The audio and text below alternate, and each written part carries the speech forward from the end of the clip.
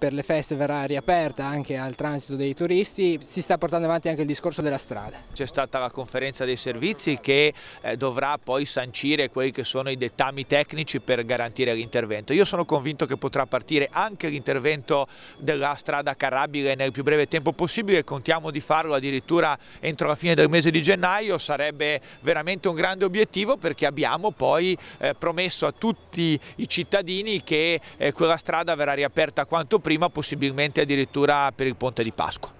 Che ipotesi progettuali si stanno portando avanti? Ma direi che la ipotesi più prevalente è quella della ricostruzione della strada sull'arteria esistente, in modo da come dire, evitare anche processi di approvazione troppo lunghi. Ci sarà un consolidamento a mare che deve essere fatto perché pezzi di strada sono completamente divelti e quindi credo che quello sia un altro aspetto fondamentale. C'è una parte di autorizzazioni in deroga che ci ha concesso l'ordinanza di protezione civile relativa allo stato di emergenza, altre autorizzazioni che devono essere date. Stiamo tutti però lavorando perché siamo convinti che un secondo prima è meglio che un secondo dopo.